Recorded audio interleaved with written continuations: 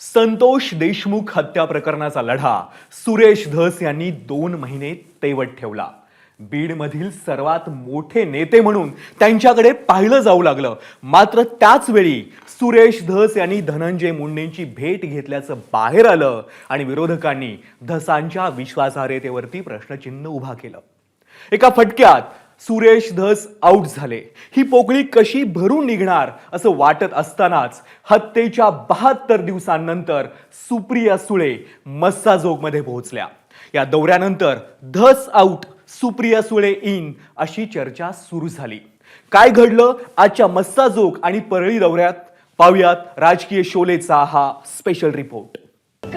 मला सुद्धा काही किंमत वाटत नव्हती, फक्त मला लेकरं पाहिजे होते, काय नव्हतं पाहिजे.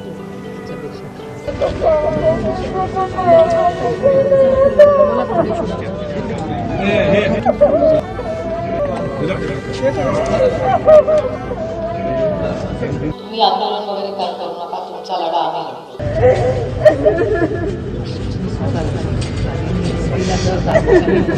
स्वतः आणि माझा पदर पुरे करणार आहे की बाबा आमच्या पदरामध्ये आमच्या या भावासाठी नाही.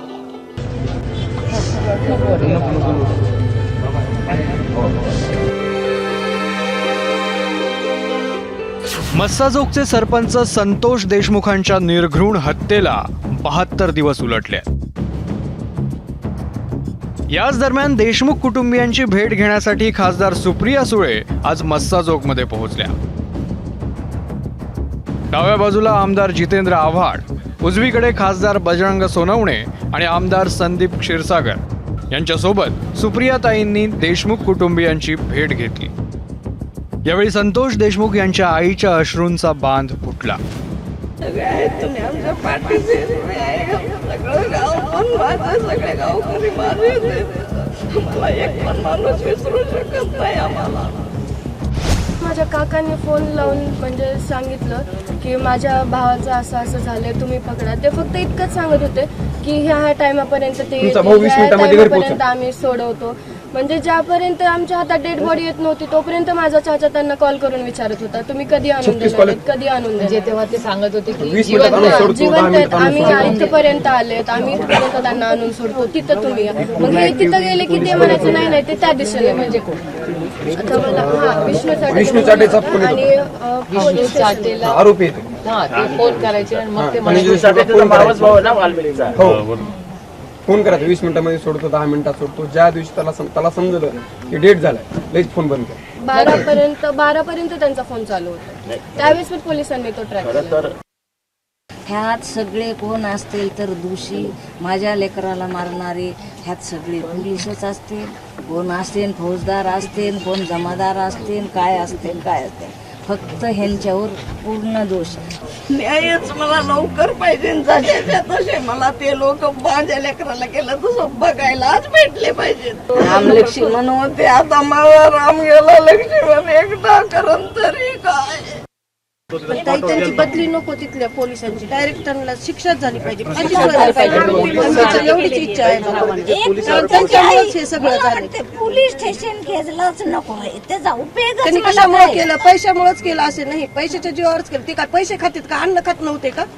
की सगळी पोलीस यंत्रणा, ते SP साहेब असतील, ते PI साहेब असतील, ते LCBचे लोक असतील, ह्या लोकांनी एवढी अराजकता माजवली. हा खून हा आरोपीने केला नसून हा यंत्रणेने केलेला गुन्हा आहे असं मी त्याचा भाऊ म्हणून ठोकपणे सांगतो आणि त्याचे सगळे पुरावे देतो. घटना घडल्यापासून 15 दिवस तरी या खुनाला कुणीही गांभीर्याने घेतलं नव्हतं ह्या लोकांनी, ज्यांनी गुन्हा केला. देशमुख कुटुंबियांचं सांत्वन केल्यानंतर सुप्रिया सुळेंनी मोर्चा बीड पोलिसांच्या कार्यपद्धतीकडे वळवला. या प्रकरणात संशयाच्या भोवऱ्यात असलेल्यांचे CDR काढण्याच्या मागणीचा सुप्रिया सुळेंनीही पुनरुच्चार केला. तुम्ही आंदोलन वगैरे काय करू नका, तुमचा लढा आम्ही लढू. सत्यमेव जयते, सत्याचाच विजय झाला पाहिजे आणि माझा पदर पुढे करणार आहे की बाबा आमच्या पदरामध्ये आमच्या या भावासाठी न्याय द्या. 72 दिवसानंतर मस्साजोगमध्ये पोहोचलेल्या सुप्रिया सुळेंच्या या दौऱ्यावर भाजपकडून मात्र टीका झाली. त्यांनी थेट संतोष देशमुख प्रकरणाची तुलना दिशा सालियन मृत्यू प्रकरणाशी केली आहे.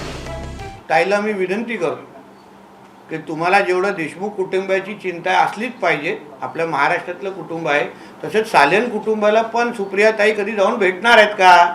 कधी चिंता व्यक्त करणार आहे का? कधी जाऊन दिशा सालेंच्या आईवडिलांना भेटून तिचे पण अश्रू पुसणार आहेत का? कधी सुशांत सिंग राजपूतच्या पण वडिलांचे जाऊन अश्रू पुसणार आहेत का? हे जरा सुप्रियाताईने आम्हाला सांगावं ना थोडं. काही फार सिलेक्टेड चिंता करतात. देशमुख कुटुंबियांचं सांत्वन केल्यानंतर सुप्रिया सुळेंचा ताफा परळीकडे रवाना झाला. तिथे त्यांनी महादेव मुंडेंच्या परिवाराशी संवाद साधला. 16 महिन्यांपूर्वी हत्या झालेल्या महादेव मुंडेंचे मारेकरी अजूनही मोकाट आहेत. उपोषण न करण्याची विनंती सुप्रिया सुळेंनी या भेटीत केली. मात्र आपण उपोषणावर ठाम असल्याचं महादेव मुंडे यांच्या पत्नीनं सांगितलं. यावेळी मुंडेंच्या आईवडिलांनाही अश्रू अनावर झाले. ज्यावेळेस आरोपी अटक होतील त्यावेळेस न्याय मानायचा ना. काहीतरी त्यांची माणुसकीच्या नात्यानं त्यांनी भेटायला सांत्वन करायला आल्या होत्या. मग ते ज्यावेळेस आरोपी अटक केली जातील त्यावेळेसच माझ्या परिवाराला न्याय भेटला असं मला म्हणता येईल. गरीब माणूस होता बाबा, माझ्या लेकाचा पुन्हा खून केला ते मला फक्त न्याय द्यावा. माझा लेक काही कुणाच्या निवडणुकीत जात नव्हता, राजकारणात नव्हता, अगर कुणाला परत बोलत नव्हता, तर मी कुणाला बी माझ्या पाठी मागायच्या. मला तेवढंच वाटतंय, माझा पोटचा गोळा होता, माझा जीव काय म्हणत असेल, त्यांनी कसं मारलं कसं नाही. त्यांचे वडील आहेत बाबा, कशामुळे झालं असेल असं वाटतं? काय साहेब, आम्ही काम ॲड आणि माणसं कशामुळे झालं हे आम्हालाच माहित नाही. पोलिसांनी सांगून बी पोलिसांनी तपास केला नाही, करताव म्हणा, दुसरं काही नाही. आम्ही जायचं 4 रोजाला 2 रोजाला, तर त्याने म्हणे चालूच आहे तपास. या भेटीत आमदार संदीप क्षीरसागरांनी एसपीला फोन लावून दिला आणि सुप्रिया सुळेंचं बोलणं करून दिलं. एसपीचं असं म्हणणं आहे की ते स्वतः लक्ष घालतात आणि ते म्हणतात की मी कुठलाही अन्याय होऊ देणार नाही.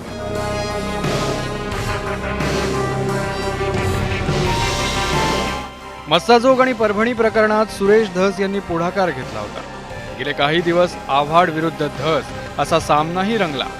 यावेळी परळीत आलेल्या जितेंद्र आव्हाडांनी सुरेश धसांवर टीका करण्याची संधी सोडली नाही. परभणीमध्ये आता सुरेश धस सांगतात की तुम्ही मोर्चे काढा, न्याय पाहिजे असेल तर. म्हणजे मलाच सांगितलं मोर्चे काढा ना. मागासवर्गीय माणूस मारला जातो आणि त्याच्या न्यायासाठी मोर्चे काढायचे का? बाबासाहेब आंबेडकरांनी काय लिहिलेलं आहे काय की तुम्ही मागासवर्गीय असाल तर मोर्चे काढा आणि मग न्याय मागा? ते ही माऊली जर व्हिडिओ काढला नसता या माऊलीने तर महादेव मुंडेची केस पण उचलली गेली नसती. या माऊलीने व्हिडिओ काढला, मी आधीपासून महादेव मुंडेच्या केसमध्ये होतो. त्या माऊलीने स्वतःने हिंमत करून व्हिडिओ काढला आणि त्यामुळे महाराष्ट्राच्या कानाकोपऱ्यात गेला हा मर्डर. पण तरी देखील पोलिसांना शोध लागत नसेल आणि जो सगळ्यांना माहिती आहे आरोपी कोण आहेत हे माहीत नाही असं परळीतलं एकही घर नाही. इकडे मुंबईत आमदार सुरेश धस यांनी पोलीस महासंचालक रश्मी शुक्लांची भेट घेतली. परळीतील गुन्हेगारीची, राख आणि इतर आर्थिक गुन्ह्यांमधील त्या वादग्रस्त अधिकाऱ्यांची SIT मार्फत चौकशी करा अशी मागणी केली. तसंच धनंजय मुंडे भेटीवरून होणाऱ्या टीकेलाही उत्तर दिलं.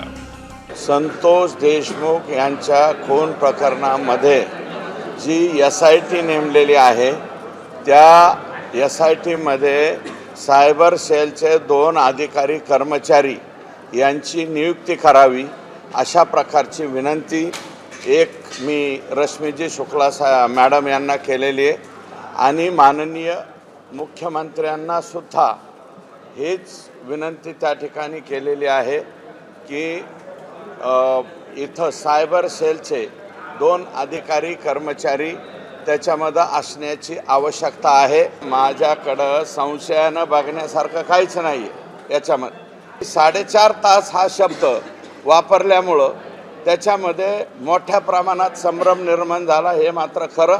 तर 4.5 तास का म्हणले ते माझे वरिष्ठ आहेत, तुम्ही हे बावनकुळे साहेबांनाच विचारा अशी माझी विनंती. सुरेश धस यांनी धनंजय मुंडेंची भेट घेणं, त्यांच्यावर सर्व स्तरातून टीका होणं, त्यांनी विश्वासार्हता गमावली अशी भावना मनोज जरांगे, धनंजय देशमुखांपासून ते वेगवेगळ्या नेत्यांनी व्यक्त करणं आणि आता 72 दिवसांनी सुप्रिया सुळेंनी मस्साजोगचा दौरा करणं हा योगायोग नाही असं अनेकांना वाटतंय. या प्रकरणात धस आऊट आणि Supriya Sule in, Anna out, ताई इन अशी चर्चा सुरू आहे. याचा देशमुख कुटुंबाला न्याय मिळण्यासाठी फायदा होतो का? आणि राजकीय फायदा उचलण्याचा यातून किती प्रयत्न होतो याकडे महाराष्ट्राचं लक्ष असेल. गोविंद शेळकेसह ब्युरो रिपोर्ट, एबीपी माझा, बीड. एबीपी माझा, उघडा डोळे बघा नीट.